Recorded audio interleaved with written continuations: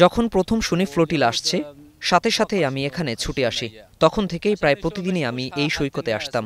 আমার মতো অনেকেই আছে এখানে, কিন্তু শুনলাম জাহাজগুলো ইসরায়েলি নৌবাহিনী আটক করেছে, যোগাযোগ বিচ্ছিন্ন করে দিয়েছে। আমরা এখনও জানি না তাদের কি হয়েছে। গাজায় ফ্লোটিলা বহরের অপেক্ষায় এভাবেই ক্ষণ গুনছিলেন ফিলিস্তিনি যুবক আবু মাসুদ, যে বহরের সবকটি জাহাজই সমুদ্র থেকে আটক করেছে ইসরায়েলি দখলদার বাহিনী। মানবিক সহায়তা বহনকারী গ্লোবাল সুমুদ ফ্লোটিলা ইসরায়েল আটকে দেওয়ার পর যুদ্ধবিধ্বস্ত গাজা উপত্যকার মানুষের মধ্যে ছড়িয়ে পড়েছে গভীর হতাশা।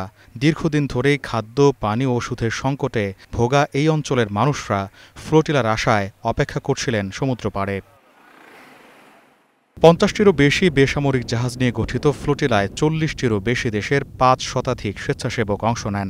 উদ্দেশ্য ইসরায়েলের নৌ অবরোধ ভেঙে গাজায় মানবিক সহায়তা পৌঁছে দেয়া এবং সমুদ্রপথে মানবিক করিডোর তৈরি করা।